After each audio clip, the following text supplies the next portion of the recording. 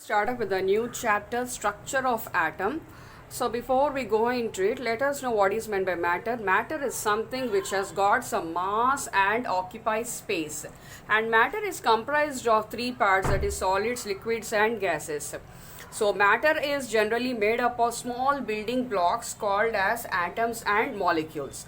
So one Indian scientist, Maharshi Kannad, he was the first person who said that matter is made up of tiny particles called as Anu and Paramanu. These are the scientific names or Sanskrit names. Later, John Dalton, he gave an atomic theory. He said that atoms are indivisible, which take part in the chemical reaction. That means there are no other particles which are tinier than atoms. But later, another theory, a modern theory, that is a new scientist, they have said that atom has got subatomic particles called as electrons, protons and neutrons. Now let us see what are the electrons, protons, neutrons, where are they located. First, let us consider electron. Its mass is 9.11 into 10 power minus 28 grams. Its charge is minus 1.6 into 10 power minus 19 coulombs. And it was discovered by the scientist J.J. Thomson, and it is located outside the nucleus in the atom. Now let us see what is proton. Its charge is its mass is 1.66 into 10 power minus 24 grams. It is much heavier than the mass of electron. If you compare them, this electron mass is just 1 by 1840th time of this proton. Whereas the charge, it is as equal as the electron, 1.6 into 10 power minus 19 coulombs. Just see here I have written as negative and here it is positive. The values are same. This is also minus 1.6 10 power 19 minus 19 coulombs. This is 1.6 into 10 power minus 19 coulombs, but this is negative and this is positive. This was discovered by E. Goldstein, and these protons are located inside the nucleus. Now let us come to the neutron, the third subatomic particle. Its mass is also equal to that of the mass of the proton, 1.66 into 10 power minus 24 grams, whereas its charge is neutral. It was discovered by the scientist William Chadwick, and it is also located inside the nucleus. So this is about the atom. See the J.J. Thomson's model. He has compared the atom with a Christmas pudding or Christmas cake which has got some raisins, as well as he also compared it with a watermelon. So this model, you can call it as Christmas pudding model or watermelon model. If you take a Christmas pudding, the remaining part you call it as a positive charge, and the raisins or the currents which are present in that particular Christmas pudding, he has compared them with the electrons. If you are considering it as a watermelon model, the red fleshy part is considered as the positive charge and the black seeds will be considered as the electrons. Now according to this Thomson, he gave some statements about this particular atom. He stated that atom consists of a sphere of positive charge with negatively charged electrons uniformly distributed. So he said that this atom has got a sphere of positive charge. He didn't mention anything about the neutral charge. He gave consideration only about the positive charge and the electrons. He said that this atom is completely comprised of some positive charge and some negative charges equally distributed. So the negatively charged electrons are uniformly distributed. And second point, he said that the negative charge and the positive charge are equal in magnitude. For example, the positive charge is plus 10. Then negative charge is minus 10. So what will happen? This is plus and this is negative. Then what will happen? The total atom is neutral. So he said that negative charge and positive charge are equal in magnitude. That means value. So the atom, hence the atom is electrically neutral. As we said, if they are equal in magnitude, what will happen to that particular atom? It will be equally neutral. See the Rutherford's model of an atom. You can call it as Rutherford's gold foil experiment also. He has taken a thin gold foil. It is very, very thin. So there are number of gold atoms present in this particular gold foil, and he started passing alpha particles through these gold foil. That means this gold foil has got lot of gold atoms present in it. And remember, this thickness of this gold foil is very thin. That means less than 1000 atoms thickness. You can say that it is very thinner than a tissue paper. So he started passing some alpha particles so that they can pass through these gold atoms. What are these alpha particles? They are doubly charged helium ions. That means these are all fast moving alpha particles which carry some positive charge.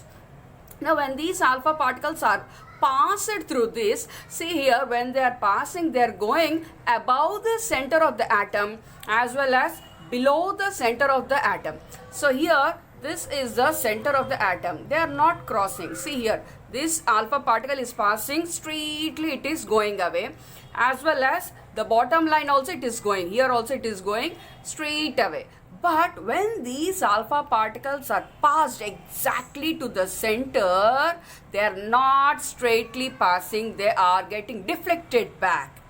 That means, what does it indicate? These particles are positively charged particles. When they are passing through these means, here you are having some negative charge around the center. So when it is touching the center, it is deflecting means what? Already these are positively charged particles. So there is some positive charge inside. That means exactly at the center, positive and positive ripple. So that is the reason it is getting deflected. So this is about Rutherford's gold foil experiment. When these alpha particles are passed above and below the center of the gold atoms, they are passing in a straight line. But when they are passed exactly at the center, that means at 180 degrees, then they are getting deflected. So let us see the postulates of this Rutherford. Most of the space inside the atom is empty because most of the alpha particles have passed through the gold foil. When we have seen, many alpha particles have passed through this particular gold foil. Only few of them have been deflected when they are touching the center of the nucleus. So alpha particles were deflected at 180 degrees, indicating all the positive charge is located at the center of the atom here. So we have indicated that the positive charge is located at the center of the atom. That is the reason these alpha particles are getting repelled and they are getting deflected away from the center. So there is some positive charge which is located at the center of the atom, and that center of the atom you call it as nucleus. So he was the first person who has discovered the center of the atom as nucleus. He said that nucleus is present at the center of the atom. If you consider this entire thing as an atom, the central part is the nucleus, and inside the nucleus you have got the positive charge present in it. Next, he said almost all the mass of the atom is located at the nucleus. So maximum mass of the atom is located in the nucleus, and electrons, they revolve round the nucleus. Okay. Next, size of the nucleus is very less when compared to the size of the atom. So these are the postulates of Rutherford. Now let us see the drawbacks of Rutherford's model. He could not explain the stability of the atom. He said that if this is the atom, the central part is the nucleus, and inside the nucleus you have got the positive charge, and the electrons are revolving around the nucleus like how the planets are revolving around. But when they are revolving, what happens? They are going to increase their speed and they may fall into the atom, into the nucleus, sorry. So when they fall into the nucleus, what will happen? The atom is going to collapse. But it is not happening so. Atoms are always stable. So he could not explain why the atoms are stable even though the electrons are revolving at very high speed, and why are they not falling into the nucleus. Actually, electrons will not fall into the nucleus. So he could not explain the stability of the atom. So this is about the postulates and drawbacks of this Rutherford's gold foil experiment. This is very important 5 marks question. after Rutherford, one more scientist named Niels Bohr. He has given the atomic model. You call it as Bohr's atomic model. He gave the structure of the atom in this way.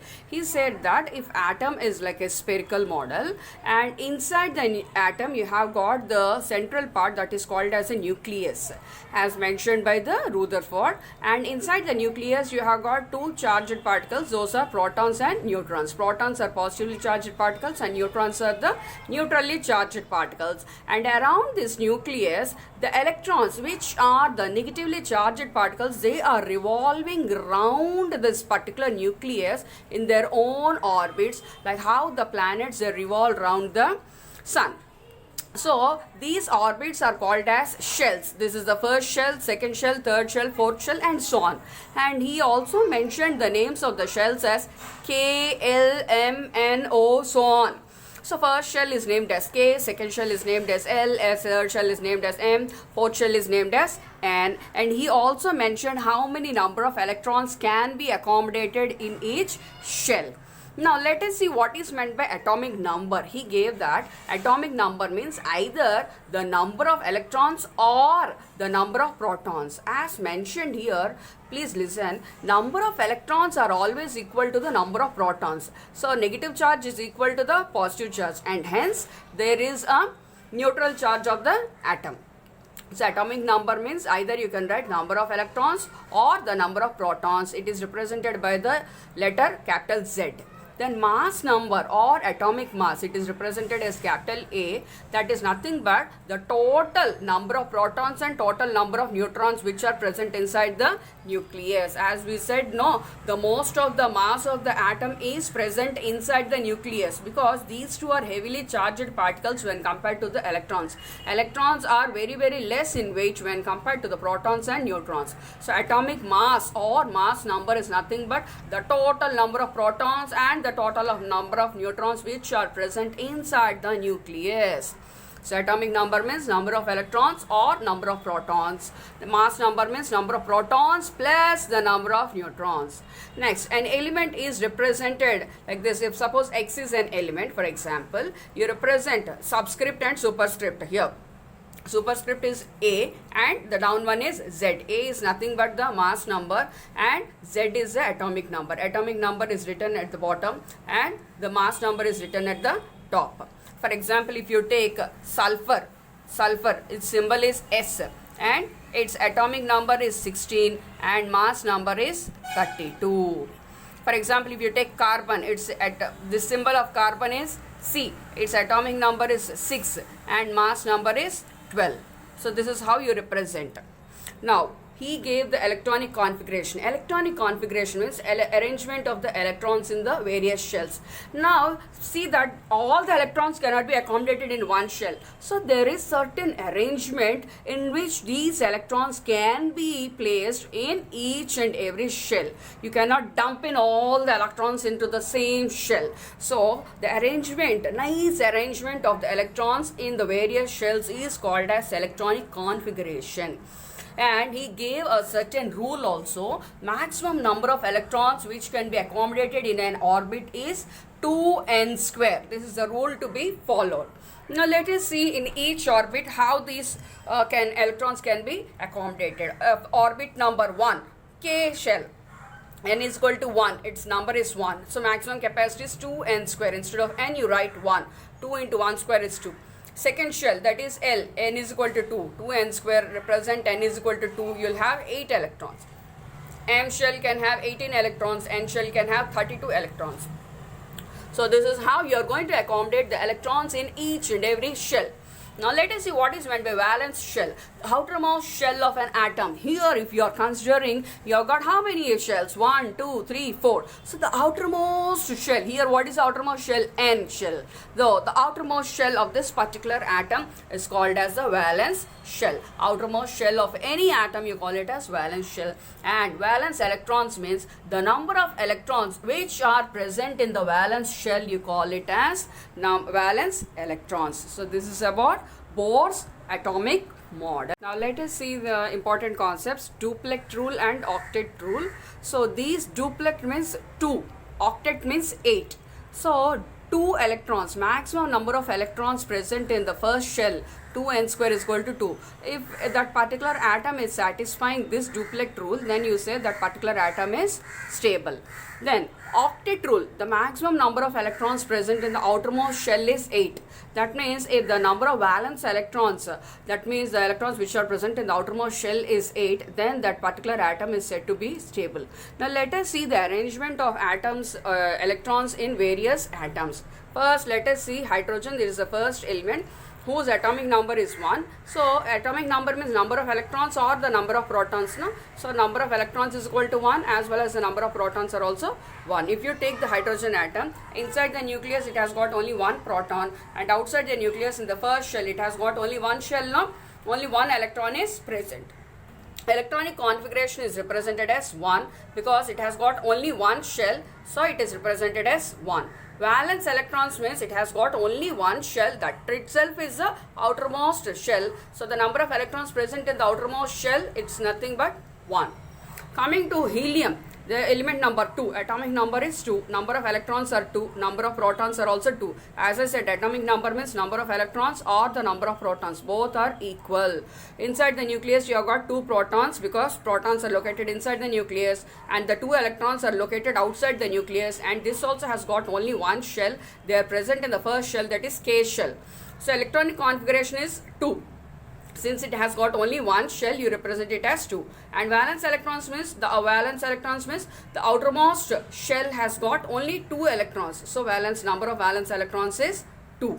So this is about now listen, this particular helium is satisfying the duplex rule because the outermost shell, the first shell as it is given in the duplex rule, maximum number of electrons present in the first shell is 2.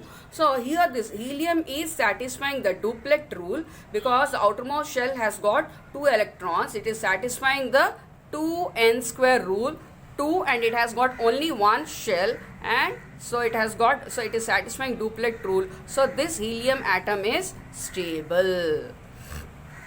Coming to lithium, its atomic number is 3. Number of electrons are 3, number of protons are 3. Now coming to the nucleus, inside the nucleus it has got 3 protons. Outside the nucleus, first shell has got 2 electrons. You cannot accommodate the third electron in this shell. So first shell can accommodate a maximum of only 2 because 2n square. 2n square means the first shell can accommodate only 2. So the third electron will go to the next orbit. So electronic configuration, you can write it as first shell, K shell, it has got 2 electrons, and L shell, it has got 1 electron. So valence electrons, that means outermost shell. Now coming to this atom, what is outermost shell? This one. How many electrons are there? 1. So valence electrons is 1. Electronic configuration is 2, 1. That means 2 electrons in the K shell and 1 electron in the L shell. Valence electrons is 1. Now come to the next element, neon. Atomic number is equal to 10, number of electrons is equal to 10, and number of protons are also 10. Inside the nucleus you have got 10 protons, and first shell has got 2 electrons, 1, 2. Then the third, fourth electrons, they will be going to the next shell. 3, 4, 5, 6, 7, 8, 9, 10. So total 10 electrons are revolving around the nucleus. First shell have accommodated 2 electrons. Second shell have accommodated 8 electrons. Remember, the outermost shell has got how many electrons? 1, 2, 3, 4, 5, 6, 7, 8. It is applying the octet rule. Octet rule means the outermost shell, if it has got 8 electrons, then that particular atom is stable. So this atom is also stable. It is following octet rule, so this is stable. What is the electronic configuration of this neon? First shell has got 2. Second shell has got 8. So you'll write it as 2, 8. K shell has 2 and L shell has 8.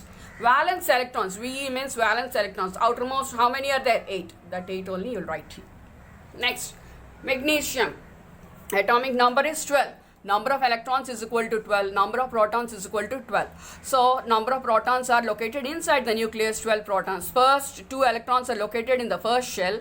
Next 8 electrons can be located because 2n square means 2 into 2 square is 8 electrons can be located in the second shell. Next, after that, 2 plus 8, 10 electrons have been accommodated. From that 11th electron, it has to go to the third shell. 11th and 12th electron have been accommodated in the third shell. So its electronic configuration is first shell 2, second shell 8, third shell 2. So valence electrons means the electrons present in the outermost shell. What is the outermost shell? This is the outermost shell. And how many electrons are present in the valence shell? 1, 2. So valence electrons is 2. This is how you represent the atomic structure of various elements. This is very, very important concept. See the most important concept in this particular chapter, it is valency, the combining capacity of an atom. Just previously we have learned what are valence electrons. That means the electrons which are present in the outermost shell, you call them as valence electrons. Those valence electrons, they are playing the most important role in the stability of the atom. Generally all the atoms are not stable in nature. To attain stability, they are going to combine with other atoms to form molecules. So valency means the combining capacity of an atom. This valency has got certain values. This is differing for metals and non-metals. Metals and non-metals already you have learnt in class 8. So metals means the hard lustrous substances. Generally the formula which we are using for metals is valency is exactly equal to the number of valence electrons. That means how many number of valence electrons are present, that will be the valency for metals. For instance, you take sodium, its atomic number is 11, symbol is Na, its Latin name is natrium, so you represent it as Na. Atomic number is 11. Number of electrons is equal to 11 because atomic number and number of electrons are also 11. Number of protons are also 11. And electronic configuration, you write it as 2, 8, 1. First shell 2, second shell 8 and third shell 1. Valence electrons means outermost shell, how many are there? Only 1. So valence electrons is 1. So the valency of this particular metal is equal to exactly number of valence electrons. So valency is equal to number of valence electrons. V is valence electrons is 1. Coming to the non-metals, the formula is differing. Valency is equal to the number of valence electrons minus 8 because it has to follow the duplet rule. So chlorine, if you are taking its atomic number is 17, number of electrons are 17, number of protons are also 17. Electronic configuration 287, first shell 2, second shell 8, third shell 7.